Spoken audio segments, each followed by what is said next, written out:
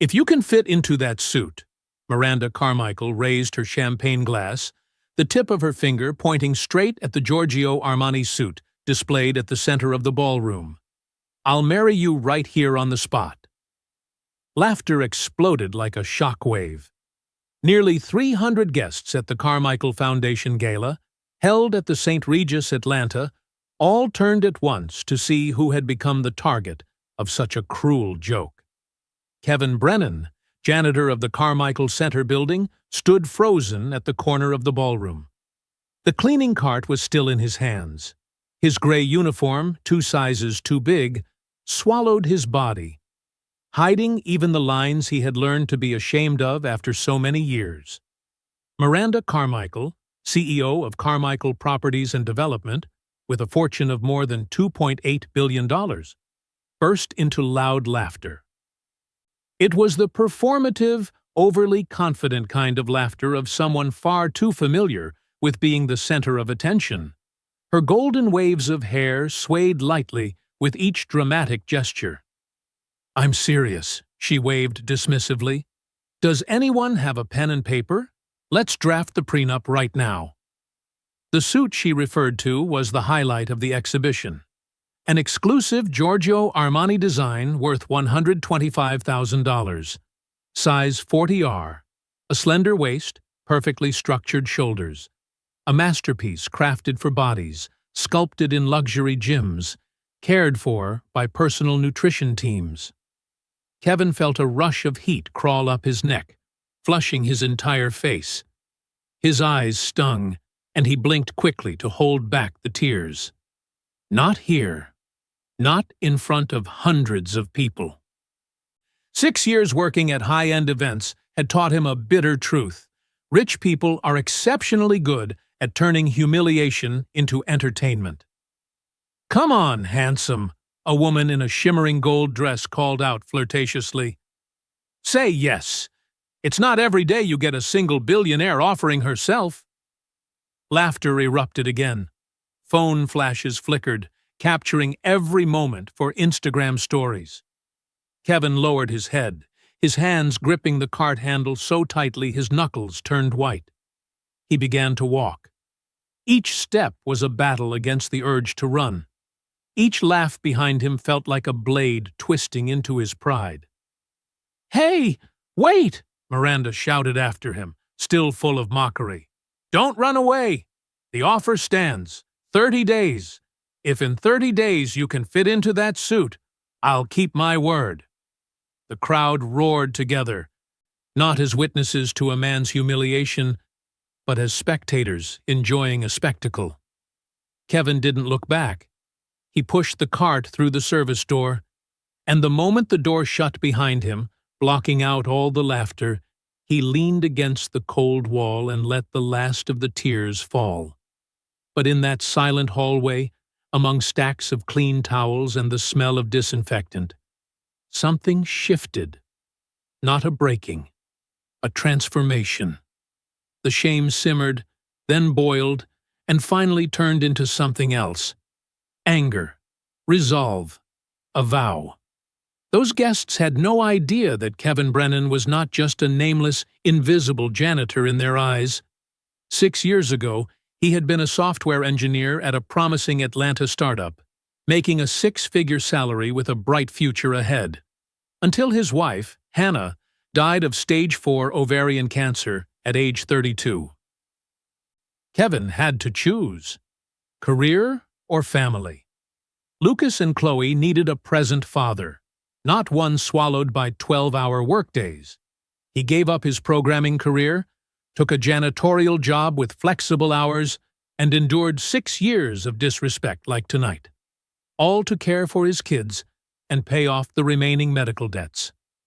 But tonight, everything changed. Kevin wiped his tears, inhaled deeply, and lifted his head. In silence, he made a promise. In 30 days, he would return. Not to marry her, not to seek anyone's approval, but to prove that no one had the right to define him by his appearance or his social rank. What Miranda Carmichael didn't realize was that her careless joke had just triggered a chain of events that would not only shatter her polished reputation, but expose the secrets she had long buried beneath wealth and influence. Because Kevin would not return alone. And when he came back, it wouldn't just be his body that had transformed. If you want to know how an invisible janitor became the explosive force that tore apart the life of an arrogant billionaire, hit subscribe. Because what comes next will prove that underestimating someone who has nothing left to lose is the most expensive mistake you can make. Kevin couldn't sleep that night. And strangely, not because of the humiliation. Sitting in the small kitchen of his East Atlanta Village apartment at 2 a.m., he realized that very clearly. He opened his old laptop, the one ignored for 6 years, except for helping his kids with homework, and typed 3 words into the search bar. Miranda Carmichael scandal. A flood of results appeared. Glossy articles about her real estate empire, photos of her on yachts, lavish charity galas. But beneath that polished surface, Kevin found something else.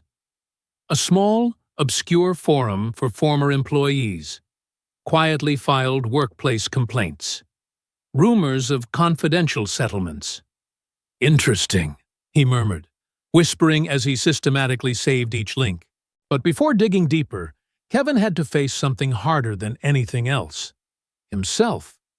He walked into the bathroom, turned on the light, and forced himself to look in the mirror. Really look. For the first time in years, the man staring back weighed 138 kilograms. A large belly stretched against an old t-shirt. A round face with a double chin. Tired eyes of someone who had given up on himself long ago. Kevin remembered the moment he stopped caring. 3 weeks after Hannah died, Lucas and Chloe crying all night. He tried to cook dinner and burned everything. He ended up ordering pizza. Then pizza became routine. Then fast food became a solution. Eating became a way to numb the pain. Hannah, he whispered to the reflection. Are you disappointed in me? He remembered his wife's radiant smile, the one she gave him 3 days before she passed away in the hospital. Kevin, promise me one thing. Don't let grief swallow you whole. The kids need a father who's strong, and you need to live.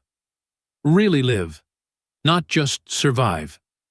He had broken that promise. There was a family photo in the bathroom, taken at Stone Mountain Park 5 years ago. Hannah was thin but smiling. Lucas and Chloe were bright and carefree. And Kevin, strong and full of life, before the pain consumed him. 30 days, he whispered to the photo. I'll become the man you wanted me to be. But there was one problem. Lucas and Chloe. Kevin stepped quietly into his kids' room. Lucas slept on the top bunk, Chloe on the bottom, clutching the teddy bear their mother had given her. Lucas still wore headphones, knocked out mid-playlist. Kevin sat between the 2 beds. He looked at his kids, and a wave of guilt slammed into him. For 6 years he had been there, but had he truly been present?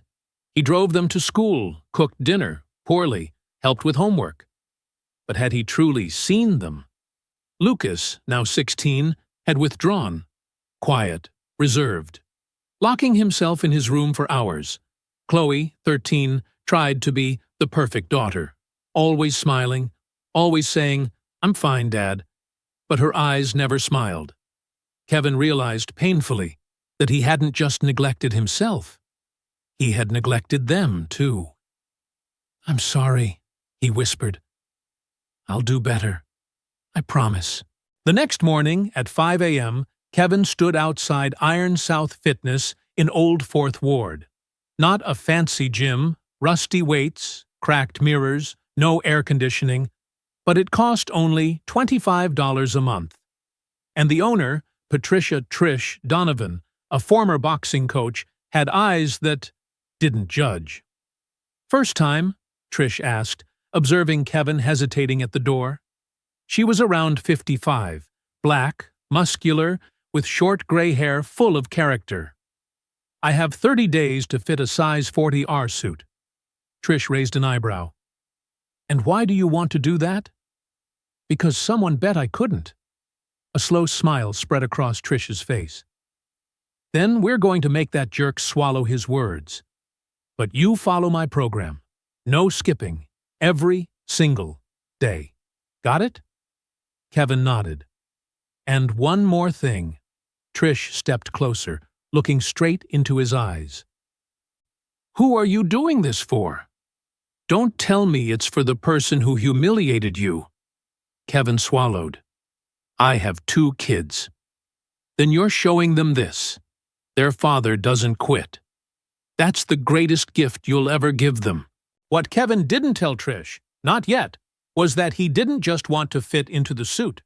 He wanted to destroy the woman who turned him into a public joke. The following days, Kevin created a brutal schedule. 5 a.m., gym. 7 a.m., wake kids, make breakfast. 8:30 a.m., 4 p.m., work at Carmichael Center. 6:30 p.m., second gym session. 7 p.m., home, cook dinner, homework. 10 p.m., when the kids sleep, back to the laptop. And during those nights, Kevin began uncovering dangerous traces. First was Zachary Thompson. Zach Thompson, 29, was a former legal assistant at Carmichael Properties. 3 years ago, he sued the company for a toxic workplace and wrongful termination. The case ended with a settlement, confidential, with an unknown payout.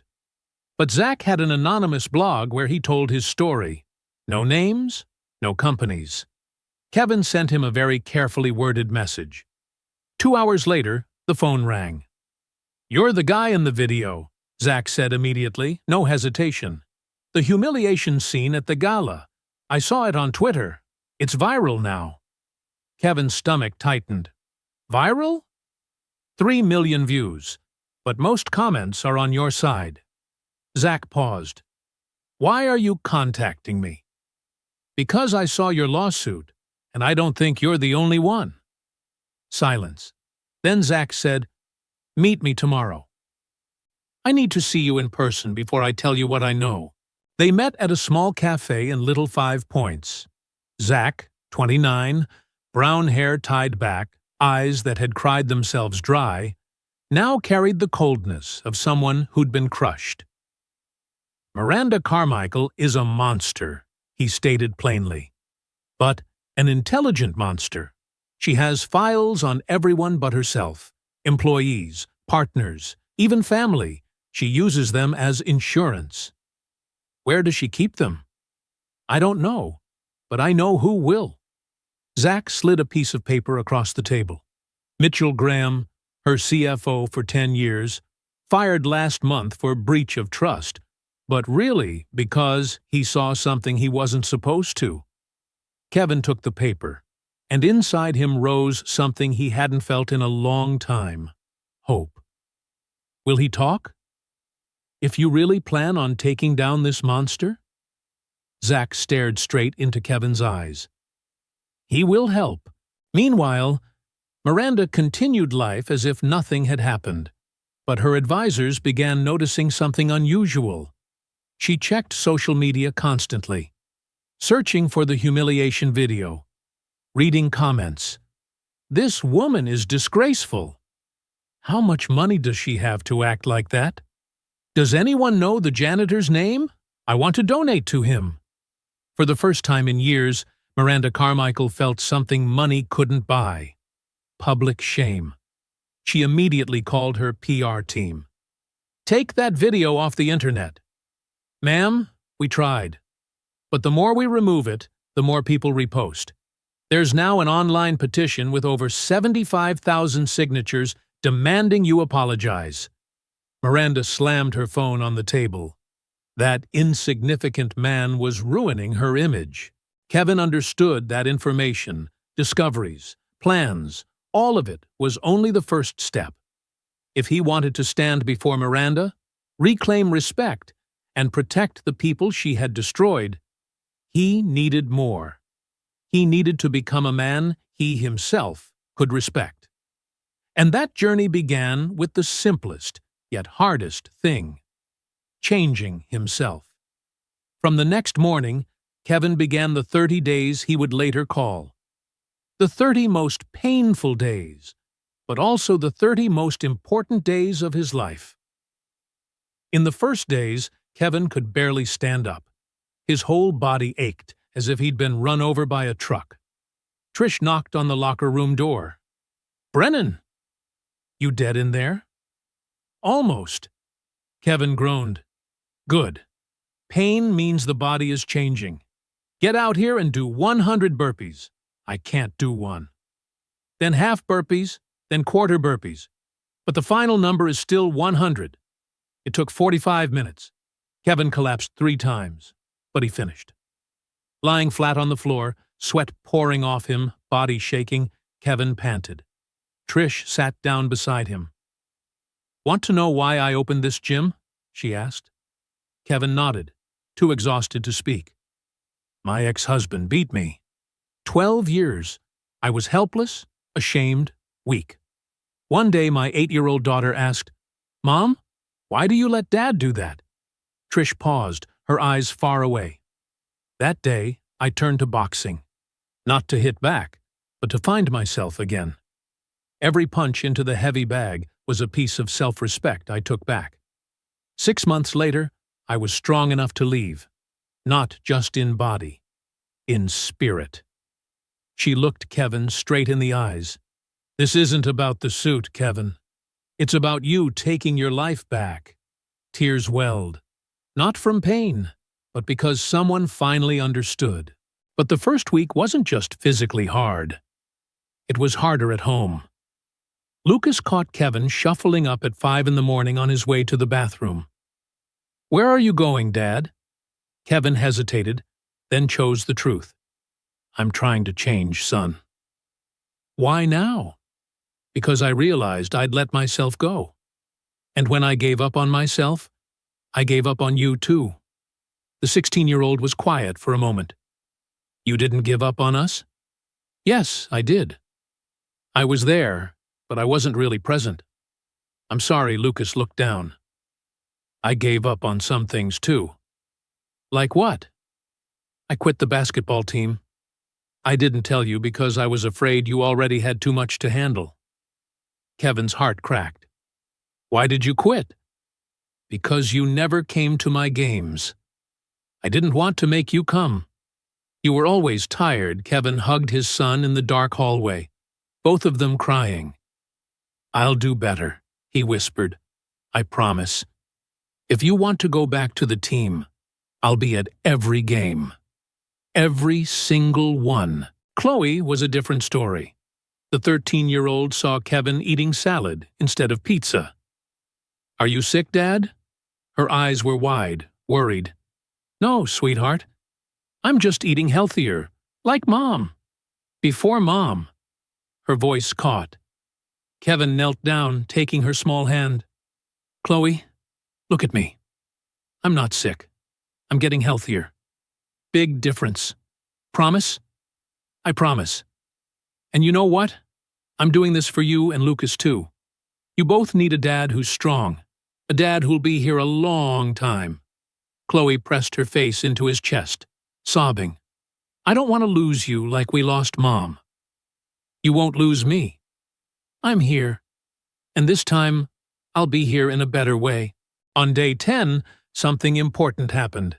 Kevin had lost 6 kilograms. His clothes hugged him a little more. But more importantly, he felt different. Trish noticed at once. "You're walking differently. Head higher. I feel like I can breathe deeper." "Because you're carrying less weight. Not just body weight." The second week was also when the investigation entered a serious phase.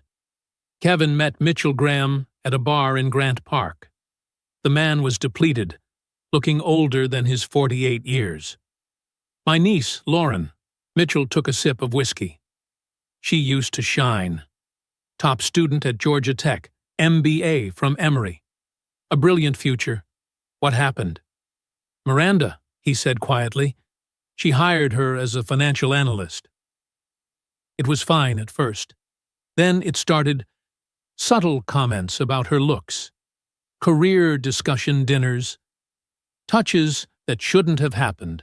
Mitchell gripped his glass. Lauren said no, very professionally. A week later, she was fired for poor performance. Miranda spread rumors, said she was unstable, untrustworthy. The whole industry shut its doors to her. How is she now?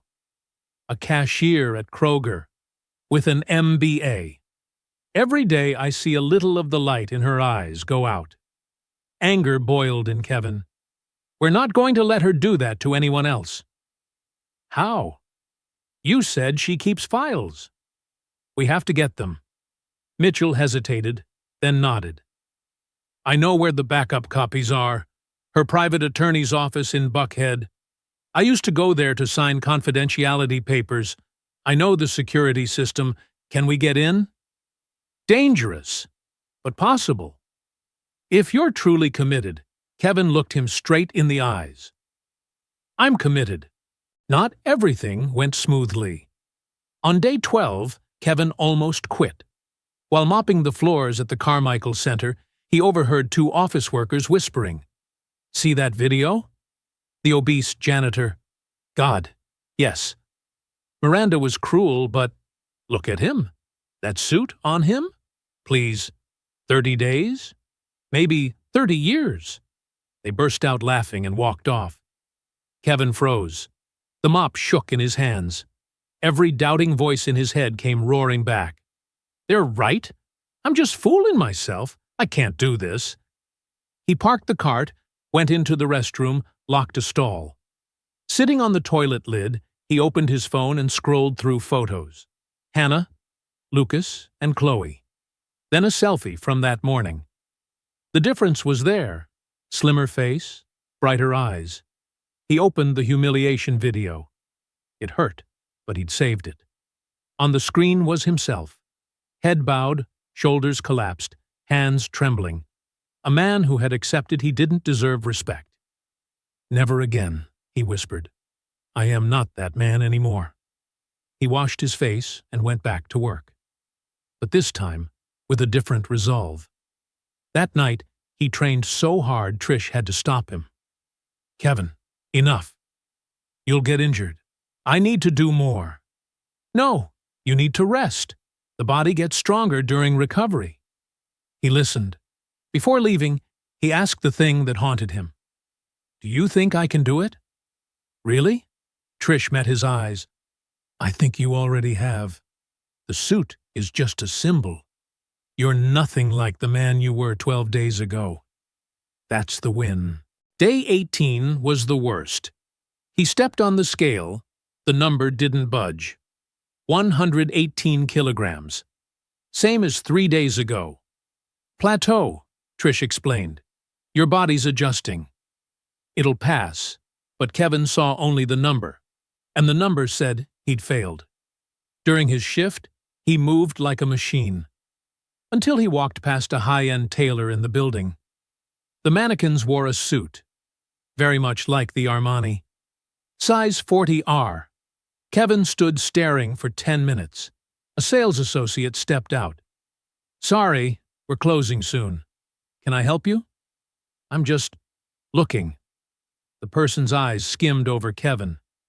We do have larger sizes in the back, if you're interested. Polite tone, but it stung like salt on a wound. Kevin said nothing. He turned away, but his resolve doubled. That night, there was an important family talk. Lucas and Chloe were up unusually late. When Kevin got home, both sat at the kitchen table. We want to talk, Lucas said, serious. Kevin's stomach tightened. What is it? Chloe's voice shook. We don't want you to do this anymore. Do what? Lose weight. Train. I'm scared you'll get sick, like Mom. Kevin sat down. The fear in their eyes stabbed at his heart. Listen to me. I'm not getting sick. I'm getting healthier. But I understand your fear. Why do you have to change? Lucas asked. You're still you.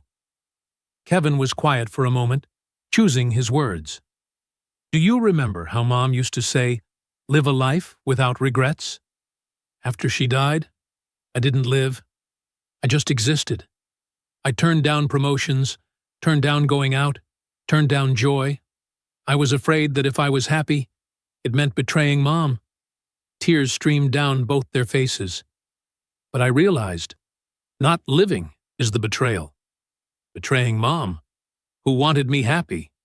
Betraying you, who need a father truly present. And betraying myself. Kevin took their hands. I'm doing this because I want to live long enough to see you graduate, get married, have kids. I want to run with you, not just sit and watch. I want to be the father you deserve. Chloe shot up and wrapped her arms around him. Lucas hesitated a beat, then hugged him too. If you're doing it, Chloe whispered, we want to do it with you. Do what? Eat healthier. Move more. Together. Like a family.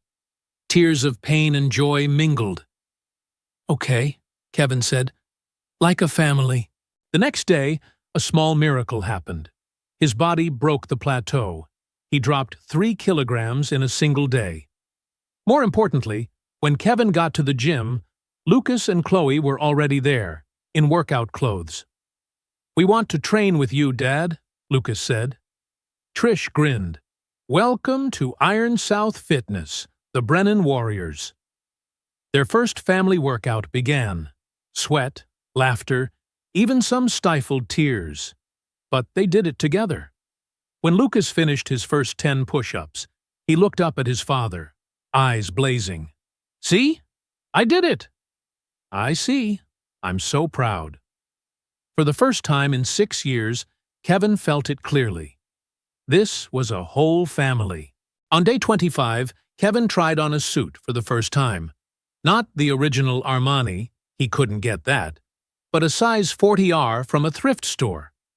In the fitting room were Trish, Mitchell, Zach, and Lauren. Kevin slid into the trousers, hands trembling.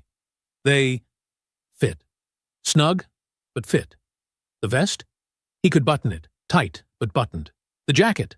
He slid his arms in. The shoulders were a bit tight, but it fit. He stepped out. Silence. Then Lauren clapped. Mitchell clapped. Zach clapped. The whole gym erupted. Trish hugged Kevin, the proud embrace of a coach. You did it, warrior. Kevin looked at himself in the mirror. He had lost 20 kilograms. Slimmer face, brighter eyes. Most important, he stood tall, shoulders open, gaze steady. He was no longer the man who had bowed his head to humiliation 25 days earlier. But now came the hard part. Now they needed proof. Mitchell spent 2 weeks planning the break-in at the attorney's office. They knew the lawyer would be out of town for the weekend. We have 2 hours, Mitchell explained to the team, Kevin, Zach, and Lauren. Cameras loop every 90 minutes. In, copy files, out. Leave no trace. This is illegal, Zach reminded them. Exactly. And what Miranda's done is illegal too. We're just leveling the playing field. Kevin hesitated. He wasn't the type to break the law. But then he thought of the victims. Thought of Lucas and Chloe needing to see justice win. Let's do it, he said. That night, the plan began. Mitchell used an old access card. A security oversight meant it still worked. They rode up to the 12th floor, Pemberton and Associates. Kevin's heart pounded. Every small sound made him flinch. Lauren, tech-hardened at Georgia Tech, handled the computers in a flash. I'm in. What they saw left the group stunned. Files on dozens of employees, personal information, finances, even medical data, and more. Emails bribing building inspectors, blatantly flirty messages to married employees, suspicious transfers, tax evasion evidence. God, Zach whispered, this is an entire operation. Copy everything, Mitchell ordered. They worked for 45 minutes, dumping massive data onto USB drives. As they were about to leave, Lauren spotted a file. Lauren Graham, Termination Dossier. She opened it. Inside was a bundle of lies, embezzlement, mental instability, inappropriate relationships with clients. She dismantled me systematically, Lauren's voice shook. Kevin placed a hand on her shoulder. Not anymore. Now we have the truth. They left without a trace. But Kevin understood. The real battle had only just begun. After the successful break-in, Kevin and the team returned and gathered in the small apartment in East Atlanta Village. Lucas and Chloe were fast asleep, completely unaware that a mini-revolution was being drafted right in their living room. Mitchell spread the USB drives out on the table like laying down a winning hand of cards. We have enough evidence to put her in prison for 20 years. But we can't just take it to the police, Zach said, voice calm but razor-edged. The way we obtained it may not be admissible. Lauren frowned. So what do we do? Kevin had thought about this for many nights. Not the police first. We go to the public. Everyone looked at him. The next Carmichael Foundation Gala is in 5 days, Kevin said. The charity auction. The suit will be displayed. Miranda will definitely be there. She loves a crowd. He looked at each face in the room. We're going there, and we'll expose her in front of 400 guests, the press, the cameras. Once the truth is brought to light, the police will be forced to investigate, no matter how we got the data. That's dangerous, Mitchell reminded him. Miranda has influence. She could sue us for defamation, invasion, anything. Only if we lie, Kevin replied. But this isn't a lie. We have the truth. Lauren leaned back in her chair, thinking, if we do this, our lives will change forever. She'll see us as enemies. Kevin smiled slightly, a smile with no fear left in it. My life changed the night she humiliated me. The difference is, this time, I choose how it changes. Silence stretched taut as a bowstring. Then Zach nodded. Lauren nodded. Mitchell nodded. All right, Mitchell said firmly, but we do it right. We need a good lawyer. We need a media strategy. And, he drew a deep breath, we need a lot more victims to come forward. I know who, Zach said immediately. Sarah Kim, labor attorney. She represented me. She hates Miranda with a kind of sacred fervor. Kevin nodded. Contact her. Sarah Kim, 45, Korean-American, black bob, horn-rimmed glasses, listened to the whole story in her small office in Decatur. When they finished, she folded her arms and looked at the group. Do you understand who you're asking me to go up against? Miranda Carmichael has the best legal team in the state.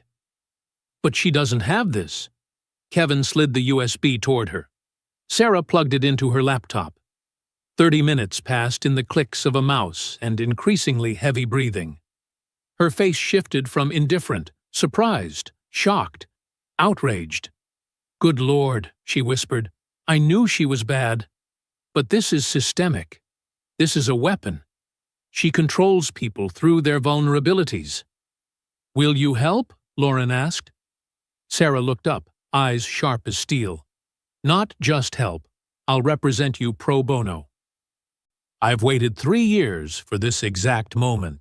Over the next 3 days, Sarah built the legal strategy.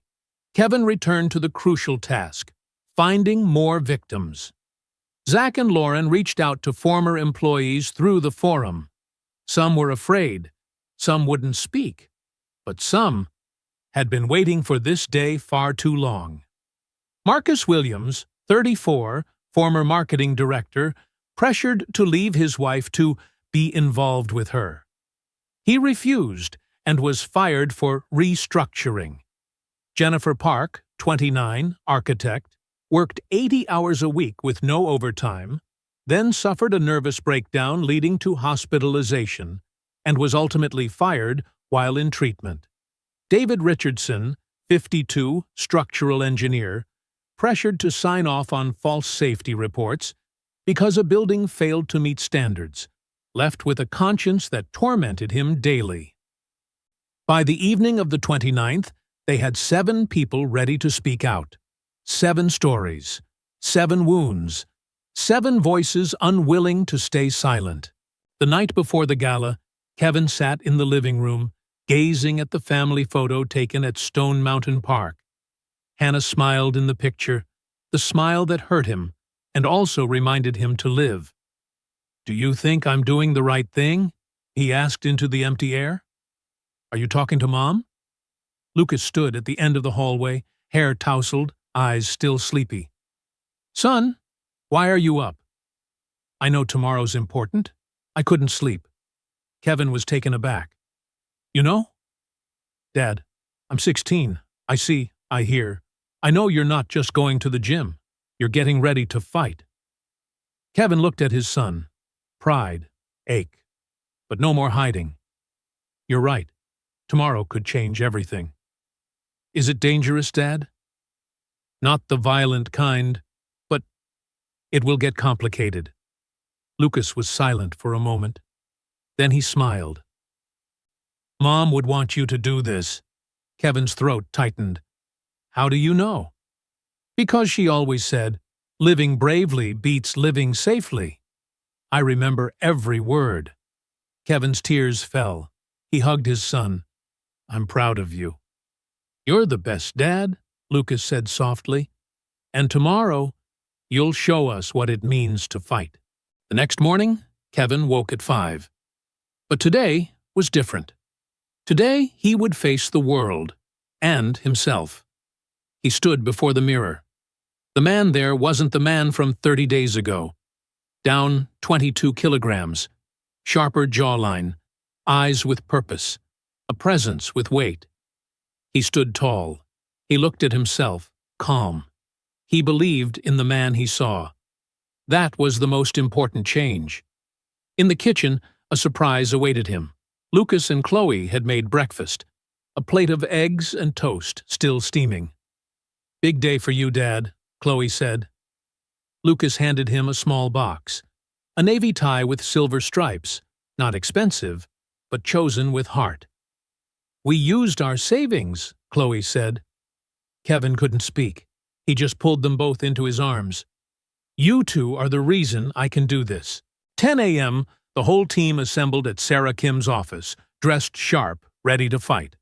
Sarah laid out the plan with an unnervingly calm precision. Gala at 6. Auction at 8. That's when we strike. "Kevin, you'll enter with a ticket purchased under a shell company's name. Miranda won't clock you until it's too late." "What about us?" Zach asked. "You go in separately. When Kevin gives the signal, move in.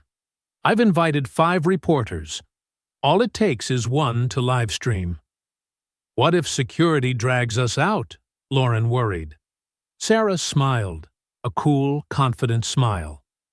"They won't be able to, because when Kevin starts speaking, I'll broadcast the video live across every social platform. Once it's up, no one can stop it." Mitchell nodded. "Smart.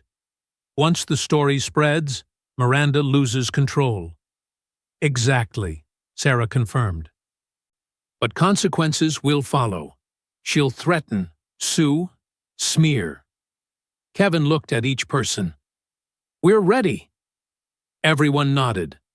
Not a single one backed out.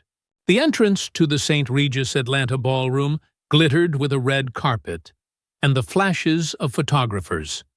Limousines arrived one after another, releasing guests dressed in extravagant attire. When Kevin stepped out of a simple Uber, he wore the black suit he'd bought. Not the Armani, but perfectly tailored to his new body. The tie Lucas and Chloe had given him completed the outfit. A photographer snapped him by accident, then paused, looking closer. "Hey, aren't you the guy from the video?" Kevin smiled but didn't answer and walked inside.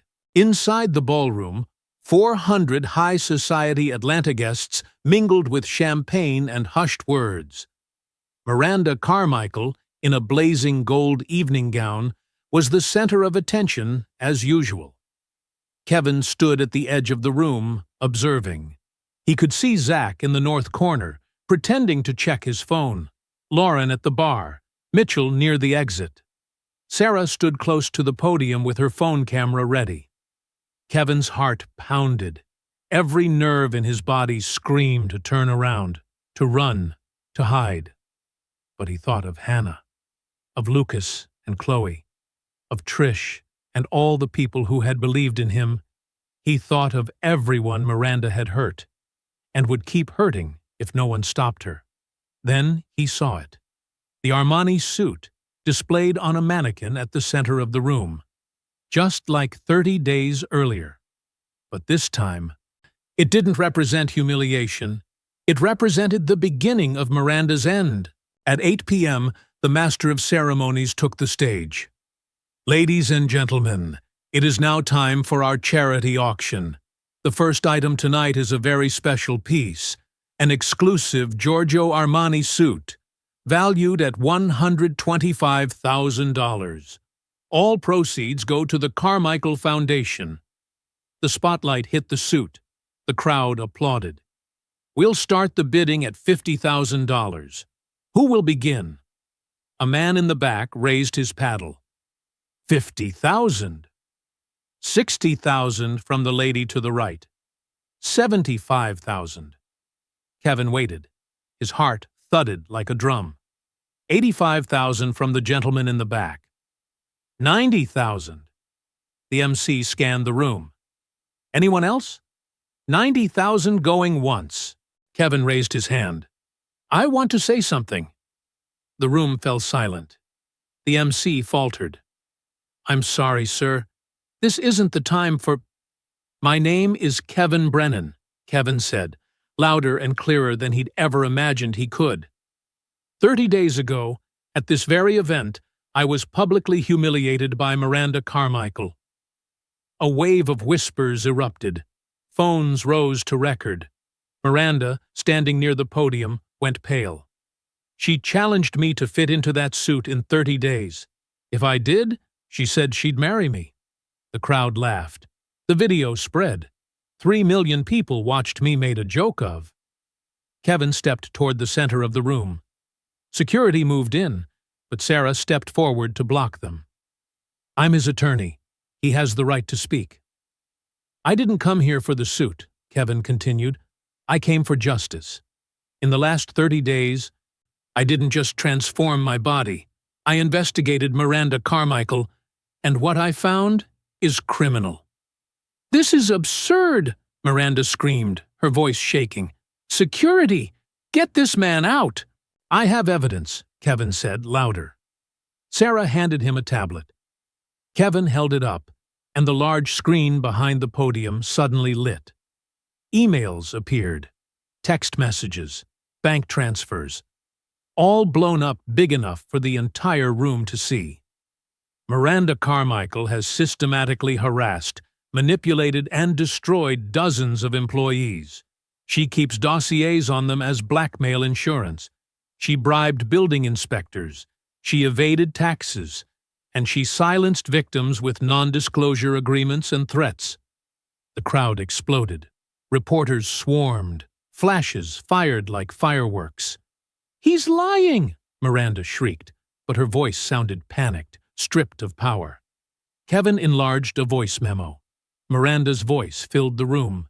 If she doesn't accept the deal, destroy her reputation. I don't care how. The entire ballroom seemed to stop breathing. Where did you get that? Miranda gasped. Kevin looked straight at her. You underestimated the janitor. You've always underestimated the people you think don't matter. He turned and gave the signal. Zach stepped forward. Lauren stepped forward. Mitchell stepped forward. Marcus, Jennifer, David. A line of people stood facing Miranda. These, Kevin said, "are the people you destroyed." A reporter shouted, "What do you want to say?" Zach stepped up. "I'm Zachary Thompson. Miranda created a toxic environment and bought my silence with $200,000. Today, I'm breaking the agreement. Sue me if you want." Lauren stepped up. "I'm Lauren Fisher. I was harassed, fired, and my career was ruined. I have an MBA, and I'm working as a cashier. Because of her." A woman stepped out of the crowd. None of the group knew who she was. "I'm Amanda Foster," she said. "I was threatened with losing my child if I spoke up. I've been silent for 3 years. Not anymore." Others followed. Then more. Soon, 12 people stood in a row. Miranda looked around, collapsing by the second. People who'd stood beside her moments earlier now stepped away, afraid to even touch her. "You've been bought!" Miranda screamed. "This is all a conspiracy." Kevin shook his head, his voice so calm it chilled. "We weren't paid," Kevin said evenly. "We're just telling the truth. And here's the best part, Miranda. I did fit into the suit." He opened his jacket to reveal the t-shirt underneath. "Dignity doesn't depend on size. The size 40R suit, I fit into it, but I don't want to marry you. I want you held accountable."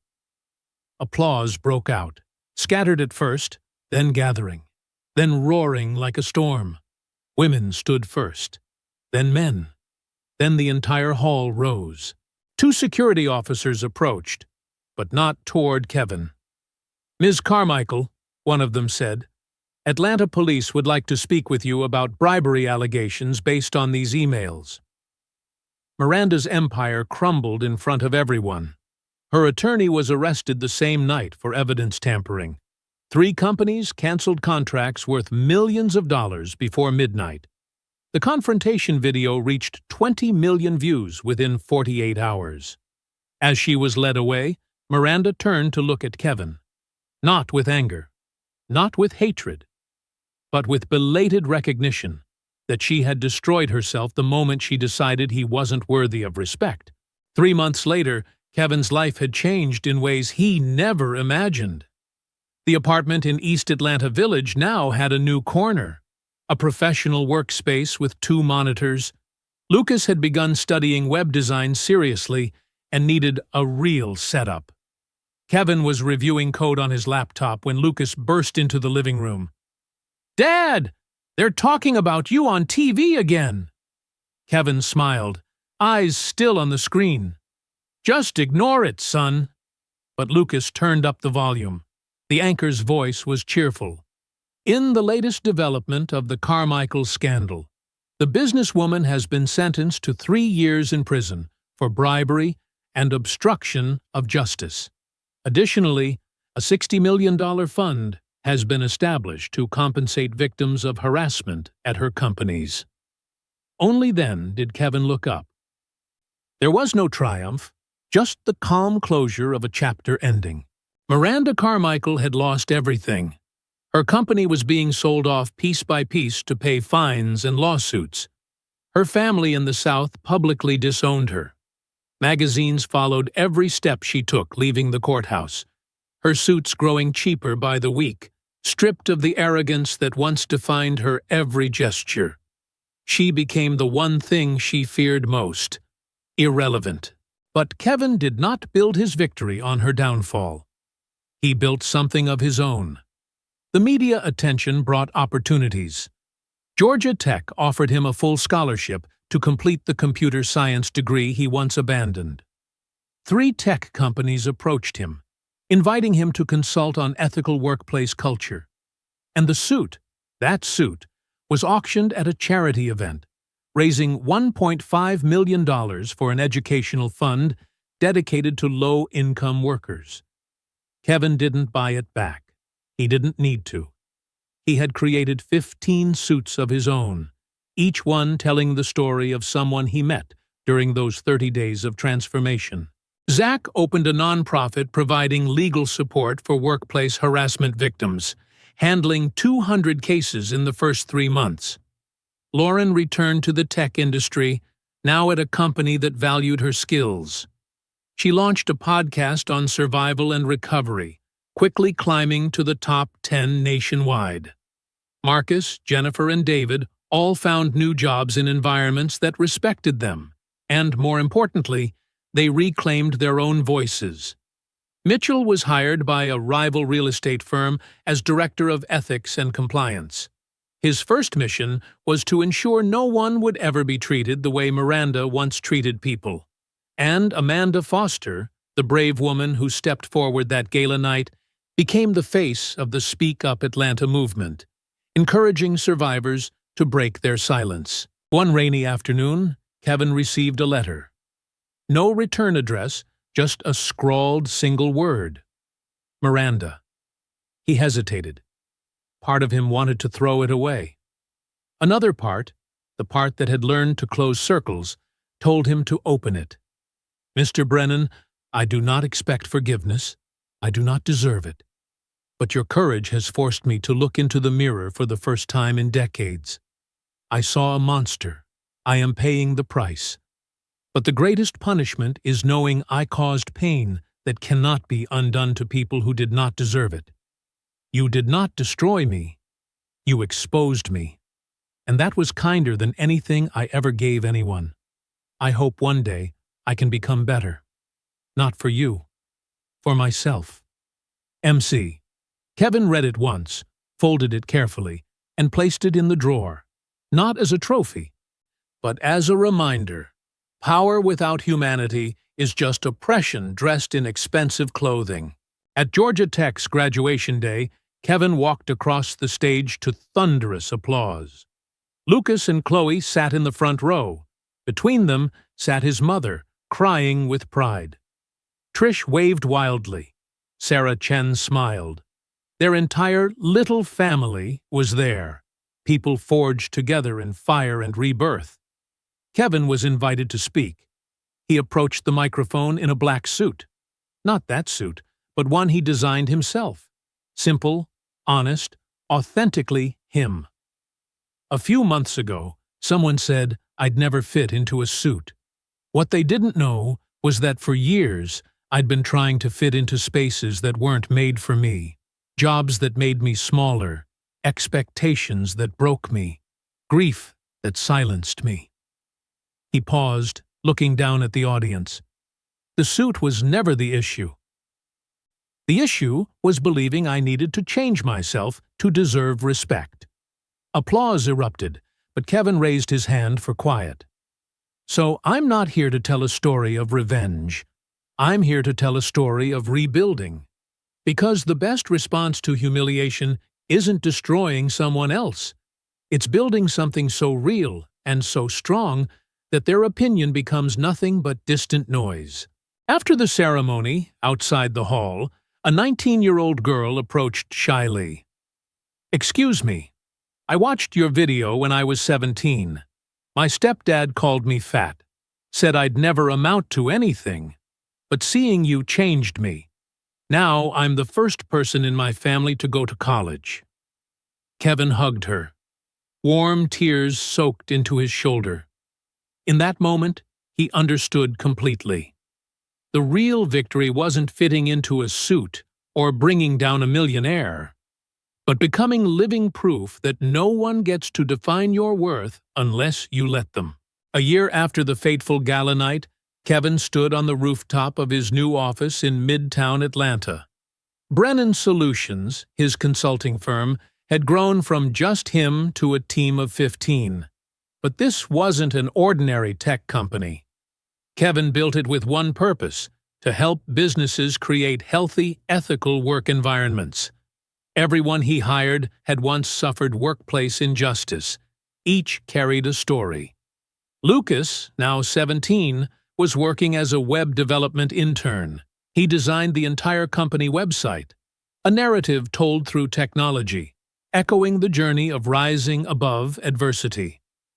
Chloe, 14, managed the company's Instagram. She shared real stories of workers, resilience, and courage. Some of her posts reached millions of views. Trish had opened 2 more gyms in Atlanta, each focused on recovery, not just of the body, but of the spirit. One of her most frequent clients? Miranda Carmichael. After leaving prison, Miranda began a long and difficult journey of redemption. She volunteered at Zach's nonprofit, sharing her story to warn victims about signs of abuse and how to escape them. It wasn't complete forgiveness. Some wounds never fully heal, but at least it was a beginning. Kevin met Miranda once, 6 months after the trial, at a neutral cafe. Miranda looked nothing like the arrogant woman from before. Older, softer, smaller. "I don't expect forgiveness," she said quietly, unable to meet his eyes. "Good," Kevin replied, "because I'm not ready. But I am ready to acknowledge that people can change if they truly want to do the work." "I'm trying," Miranda whispered. "One day at a time." "Then keep going. Not for me. For the people you'll meet next." One autumn evening, Kevin hosted a gathering at the office. An event for those who had walked the journey with him. The victims, the friends, the allies. More than 50 people showed up. Zach, Lauren, Mitchell, Marcus, Jennifer, David, Amanda, and dozens of others. Each had rebuilt their life in their own way from the ruins of the Carmichael Empire. Sarah Kim stepped forward, her voice strong yet warm. "A year ago, we were scattered individuals, each carrying a wound of our own. Today, we are a community, and we have proven that when those who are underestimated stand together, they cannot be stopped." Applause erupted. There were tears, but not tears of sadness, tears of closure and beginnings. Kevin stepped up next. "I want to thank all of you, not just for helping me expose Miranda, but for teaching me that true strength isn't measured by victory. It's measured by standing up and moving forward." He looked around at each face, now a small family. "We didn't begin this journey seeking fame. We did it because we were tired of being silenced. And in rising up, we found something far more valuable than recognition. We found our own voices." When the event ended and everyone left, Kevin stood alone on the rooftop, looking out at the Atlanta skyline glowing brighter as the city lights rose. A year ago, he had been a man sinking, overweight, exhausted, living inside a shell, just trying to survive.